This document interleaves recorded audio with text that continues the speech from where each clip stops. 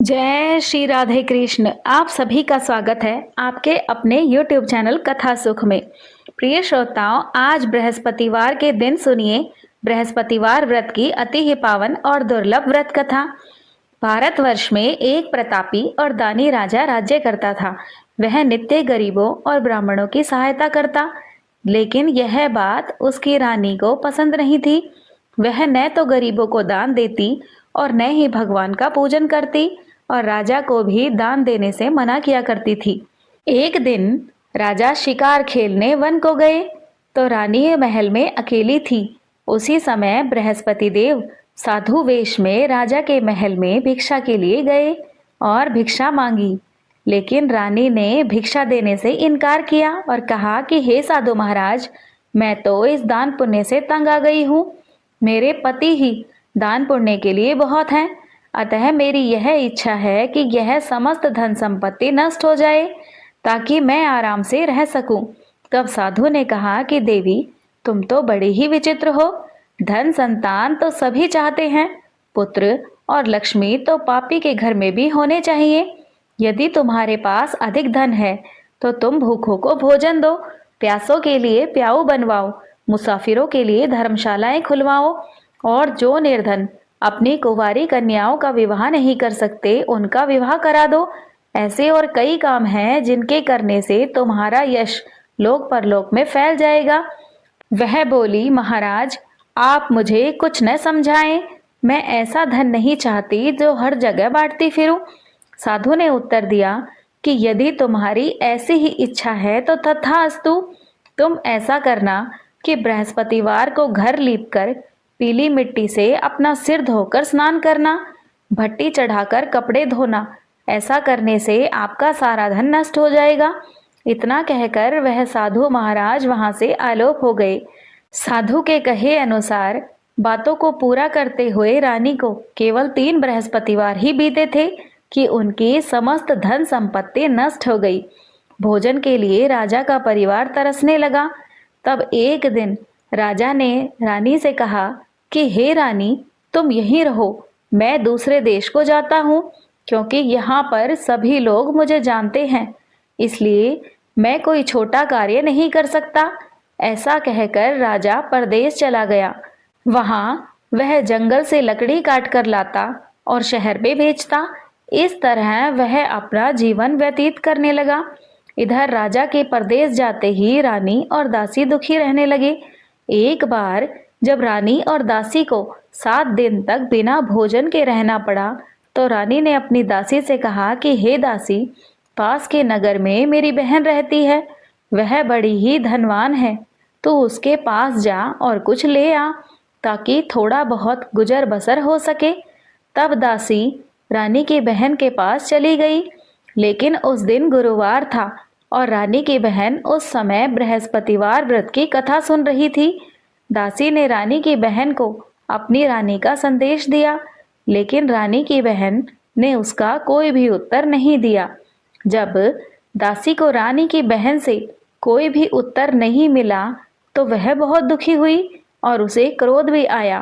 दासी ने वापस आकर अपनी रानी को सारी बातें बता दी। सुनकर रानी ने अपने भाग्य को कोसा। उधर रानी की बहन ने सोचा कि मेरी बहन की दासी आई थी, परंतु मैं उससे कुछ नहीं बोली, इससे वह बहुत दुखी हुई होगी। कथा सुनकर और पूजन समाप्त करके वह अपनी बहन के घर आई और कहने लगी कि हे बहन, मैं बृहस्पतिवार का व्रत कर रही थी, तुम्हारी दासी मेरे घर आई थी, परंतु जब तक कथा होती है तब तक ना तो उठते हैं और ना ही बोलते हैं, इसलिए मैं नहीं बोली। कहो दासी, क्यों गई थी? रानी बोली कि बहन, अब तुमसे मैं क्या छुपाऊं, हमारे घर में खाने तक को अनाज नहीं है। ऐसा कहते कहते रानी की आंखें भर आई। उसने दासी समेत पिछले 7 दिनों से भूखे रहने तक की बात अपनी बहन को विस्तार पूर्वक सुना दी। रानी की बहन बोली कि देखो बहन, भगवान बृहस्पति देव सभी की मनोकामनाएं पूर्ण करते हैं, शायद तुम्हारे घर में अनाज रखा हो। पहले तो रानी को विश्वास नहीं हुआ, पर बहन के आग्रह करने पर उसने अपनी दासी को अंदर भेजा तो उसे सचमुच अनाज से भरा एक घड़ा मिल गया। यह देखकर दासी को बड़ी हैरानी हुई। दासी रानी से कहने लगी कि हे रानी, जब हमको भोजन नहीं मिलता तो हम व्रत ही तो करते हैं, इसलिए क्यों ना इनसे व्रत की कथा और विधि भी पूछ ली जाए ताकि हम भी व्रत कर सकें। तब रानी ने अपनी बहन से बृहस्पतिवार व्रत के बारे में पूछा। उसकी बहन ने बताया कि बृहस्पतिवार के दिन चने की दाल और मुनक्का से भगवान विष्णु का केले की जड़ में पूजन करें तथा दीपक जलाएं, व्रत की कथा सुने और इस दिन पीला भोजन ही करना चाहिए। इससे बृहस्पति देव प्रसन्न होते हैं। व्रत और पूजन विधि बतलाकर रानी की बहन अपने घर को लौट गई। 7 दिन के बाद जब गुरुवार आया तो रानी और दासी ने व्रत रखा। घुड़साल में जाकर चना और गुड़ वे ले आई। फिर उससे केले की जड़ तथा भगवान विष्णु का पूजन उन्होंने किया। अब पीला भोजन कहाँ से आए, इस बात को लेकर दोनों बहुत दुखी थी। क्योंकि उन्होंने बृहस्पतिवार का व्रत किया था, इसलिए बृहस्पति देव उनसे प्रसन्न थे। इसलिए वे एक साधारण व्यक्ति का रूप धारण कर 2 थालों में सुंदर पीला भोजन दासी को दे गए। भोजन पाकर दासी बहुत प्रसन्न हुई और फिर रानी के साथ मिलकर भोजन ग्रहण किया। उसके बाद वे सभी गुरुवार को व्रत और पूजन करने लगी।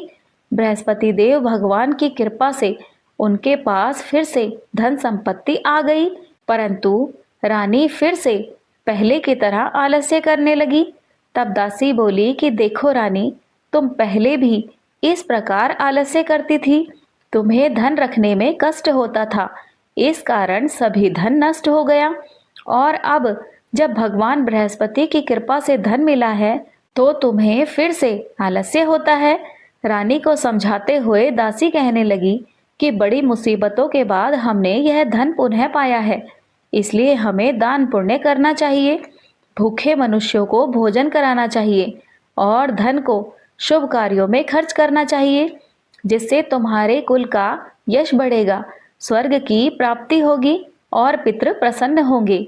दासी की बात मानकर रानी अपना धन शुभ कार्यों में खर्च करने लगी, जिससे पूरे नगर में उसका यश फैलने लगा। बृहस्पतिवार व्रत कथा के बाद श्रद्धा के साथ आरती की जानी चाहिए। इसके बाद प्रसाद बांटकर उसे ग्रहण करना चाहिए। एक दिन राजा दुखी होकर जंगल में एक पेड़ के नीचे आसन जमाकर बैठ गया। वह अपनी दशा को याद करके व्याकुल होने लगा। उस दिन बृहस्पतिवार था। एकाएक उसने निर्जन वन में एक साधु को प्रकट होते हुए देखा। वह साधु वेश में स्वयं बृहस्पति देवता ही थे। लकड़हारे के सामने आकर बोले, हे लकड़हारे, इस सुनसान जंगल में तुम चिंता मग्न क्यों बैठा है? लकड़हारे ने दोनों हाथ जोड़कर प्रणाम किया और उत्तर दिया, महात्मा जी, आप सब कुछ जानते हो, अब मैं क्या कहूँ। यह कहकर वह रोने लगा और साधु को अपनी आत्मकथा सुनाई। महात्मा जी ने कहा कि तुम्हारी स्त्री ने बृहस्पति के दिन बृहस्पति भगवान का निरादर किया है, जिसके कारण रुष्ट होकर उन्होंने तुम्हारी यह दशा की। अब तुम चिंता मत करो, मेरे कहने पर चलो तो तुम्हारे सब कष्ट दूर हो जाएंगे और भगवान पहले से भी अधिक धन संपत्ति देंगे। तुम बृहस्पति के दिन कथा किया करो, 2 पैसे के चने मुनक्का लाकर उसका प्रसाद बनाओ और शुद्ध जल से लोटे में शक्कर मिलाकर अमृत तैयार करो। कथा के पश्चात अपने सारे परिवार और सुनने वाले प्रेमियों में अमृत व प्रसाद बांटकर आप भी ग्रहण करो। ऐसा करने से भगवान तुम्हारी सभी मनोकामनाएं पूर्ण करेंगे। साधु के ऐसे वचन सुनकर लकड़हारा बोला कि हे प्रभु, मुझे लकड़ी बेचकर इतना पैसा नहीं मिलता जिससे भोजन के उपरांत कुछ बचा सकूं। मैंने रात्रि में अपनी स्त्री को व्याकुल देखा है। मेरे पास कुछ भी नहीं जिससे मैं उनकी खबर मंगा सकूं। साधु ने कहा, हे लकड़हारे, तुम किसी प्रकार की चिंता मत करो। बृहस्पतिवार के दिन तुम रोजाना की तरह लकड़ियां लेकर शहर को जाओ। तुमको रोज से दुगना धन प्राप्त होगा, जिससे तुम भली भांति भोजन कर लोगे तथा बृहस्पति देव की पूजा का सामान भी आ जाएगा। इतना कहकर साधु महाराज वहां से अंतर्ध्यान हो गए। धीरे धीरे समय व्यतीत होने पर फिर वही बृहस्पतिवार का दिन आया। लकड़हारा जंगल से लकड़ी काटकर किसी शहर में बेचने गया। उसे उस दिन से अधिक धन मिला। राजा ने चना गुड़ आदि लाकर गुरुवार का व्रत किया। उस दिन से उसके सभी क्लेश दूर हो गए। परंतु जब दोबारा गुरुवार का दिन आया तो बृहस्पतिवार का व्रत करना वह भूल गया। इस कारण बृहस्पति भगवान नाराज हो गए। उस दिन उस नगर के राजा ने विशाल यज्ञ का आयोजन किया तथा शहर में घोषणा करा दी कि कोई भी मनुष्य अपने घर में भोजन न बनाए और न ही आग जलाए। समस्त जनता मेरे यहाँ भोजन करने आए। इस आज्ञा को जो भी न मानेगा उसे फांसी की सजा दे दी जाएगी। इस तरह की घोषणा संपूर्ण नगर में करवा दी गई। राजा की आज्ञा अनुसार शहर के सभी लोग भोजन करने गए, लेकिन लकड़हारा कुछ देर से पहुंचा, इसलिए राजा उसको अपने साथ घर लिवा ले गए और घर ले जाकर भोजन करा ही रहे थे कि रानी की दृष्टि उस खूंटी पर पड़ी जिस पर रानी का हार लटका हुआ था। वह वहां पर दिखाई नहीं दिया तो रानी ने निश्चय किया कि मेरा हार अवश्य ही इस मनुष्य ने चुरा लिया है।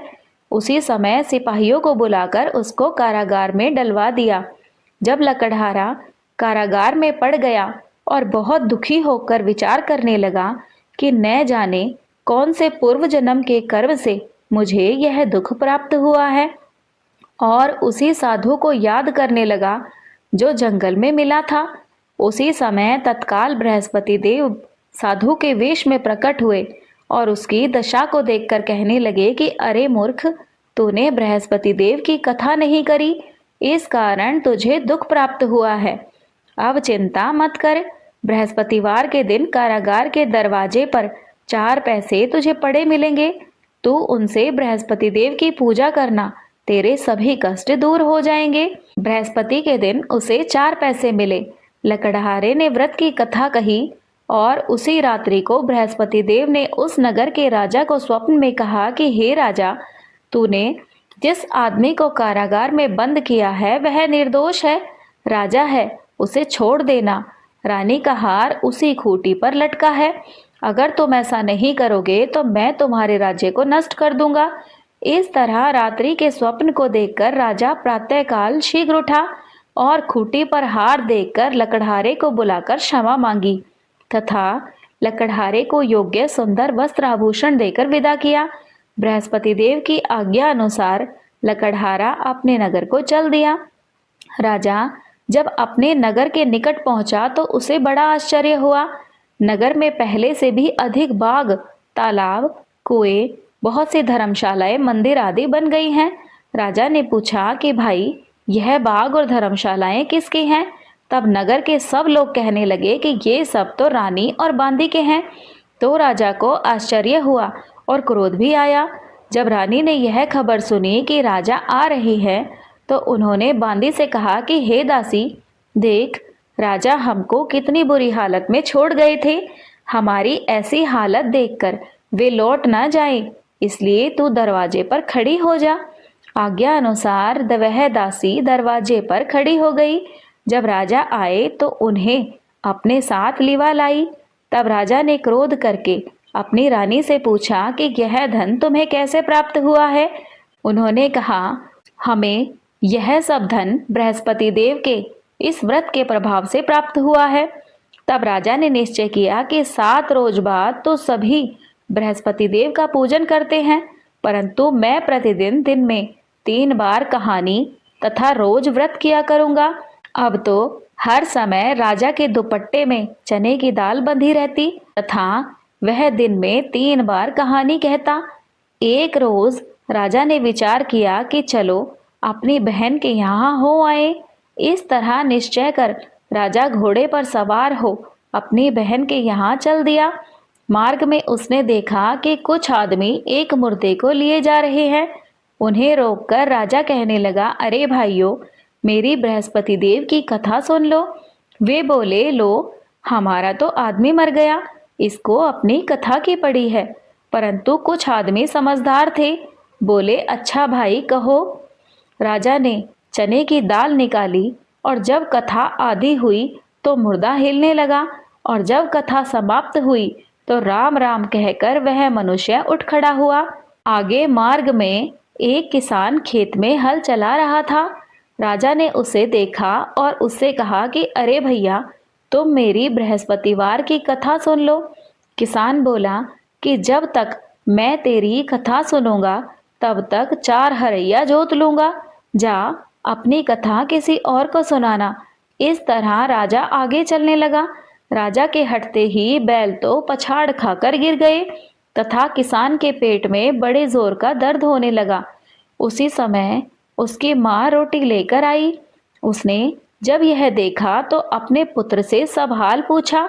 बेटे ने सभी हाल कह दिया तो बुढ़िया दौड़ी दौड़ी उस घुड़सवार के पास गई और उससे बोली कि बेटा, मैं तेरी कथा सुनूंगी, तू अपनी कथा मेरे खेत पर चलकर ही कहना। राजा ने बुढ़िया के खेत पर जाकर कथा कही, जिसके सुनते ही वे बैल उठ खड़े हुए तथा किसान के पेट का दर्द भी बंद हो गया। अब राजा अपनी बहन के घर पहुंच गया। बहन ने भाई की खूब मेहमानी की। दूसरे रोज प्रातःकाल राजा जागा तो वह देखने लगा कि सब लोग तो भोजन कर रहे हैं। राजा ने अपनी बहन से कहा कि बहन, ऐसा कोई मनुष्य है जिसने भोजन नहीं किया हो? मेरी बृहस्पतिवार की कथा वह सुन ले। बहन बोली कि भैया, यह देश ऐसा ही है, पहले यहाँ भोजन करते हैं, बाद में अन्य काम करते हैं। अगर कोई पड़ोस में हो तो देख आऊं। वह ऐसा कहकर देखने चली गई, परंतु उसे कोई ऐसा व्यक्ति नहीं मिला जिसने भोजन न किया हो। अतः वह एक कुम्हार के घर गई जिसका लड़का बीमार था। उसे मालूम हुआ कि उनके यहाँ 3 रोज से किसी ने भी भोजन नहीं किया है। रानी ने अपने भाई की कथा सुनने के लिए कुम्हार से कहा।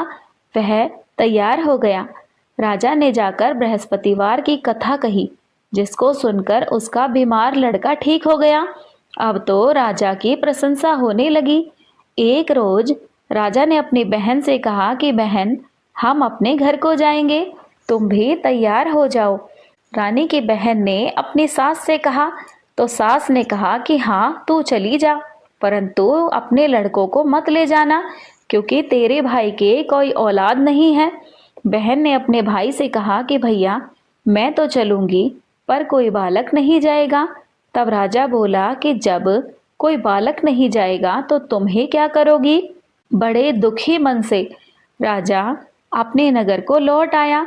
राजा ने अपनी रानी से कहा कि हम निर्वंशी हैं, हमारा मुंह देखने का धर्म नहीं, और उस दिन कुछ भोजन आदि नहीं किया।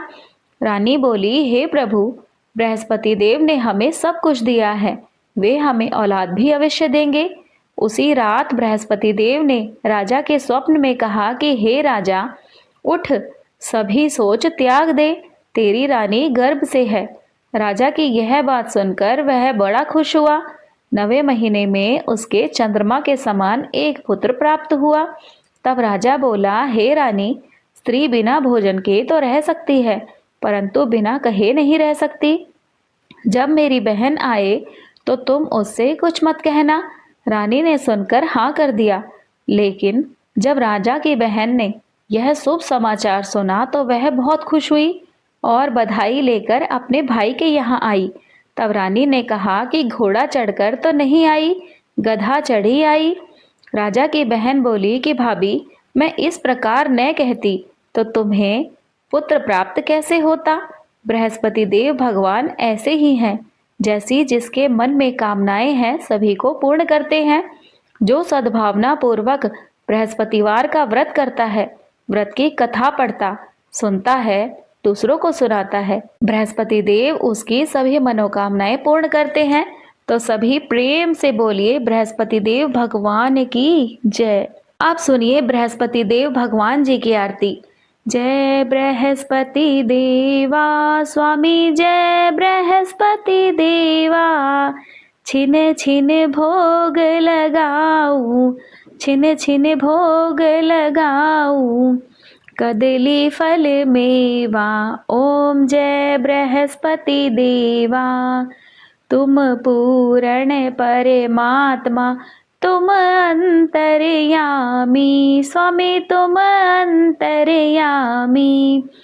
जगत पिता जगदीश्वर, जगत पिता जगदीश्वर, तुम सबके स्वामी।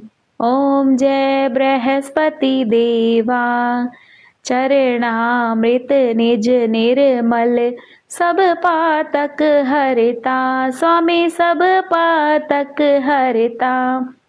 सकल मनोरथ दायक, सकल मनोरथ दायक, कृपा करो भरता। ओम जय बृहस्पति देवा। तन मन धन अर्पण कर, जो जन शरण पड़े, स्वामी जो जन शरण पड़े। प्रभु प्रकट तब हो कर, प्रभु प्रकट तब हो कर, आकर द्वार खड़े। ओम जय बृहस्पति देवा। दीन दयाल दयानिधि, भक्तन हितकारी, स्वामी भक्तन हितकारी। पाप दोष सब हरता, पाप दोष सब हरता, भव बंधन हारी। ओम जय बृहस्पति देवा। सकल मनोरथ दायक, सब संशय हारो, स्वामी सब संशय हारो। विषय विकार मिटाओ, विषय विकार मिटाओ, संतन सुखकारी। ओम जय बृहस्पति देवा। जो कोई आरती तेरी प्रेम सहित गावे, स्वामी प्रेम सहित गावे। कहत शिवानंद स्वामी, भजत हरि हर स्वामी, सो निश्चय पावे। ओम जय बृहस्पति देवा। तो सभी प्रेम से बोलिए भगवान बृहस्पति देव की जय, भगवान विष्णु की जय। प्रिय श्रोताओं, यदि आज की यह पावन कथा आपको पसंद आई हो तो कृपया वीडियो को लाइक और चैनल को सब्सक्राइब अवश्य कर लीजिएगा और बेल आइकन दबाना न भूलिएगा, ताकि हमारी आने वाली हर नई वीडियो की नोटिफिकेशन तुरंत आप तक पहुंच सके। भगवान विष्णु और भगवान बृहस्पति देव की कृपा आप सभी पर सदा सर्वदा बनी रहे। आप सभी सुखी व स्वस्थ रहें। जय श्री राधे कृष्णा। धन्यवाद।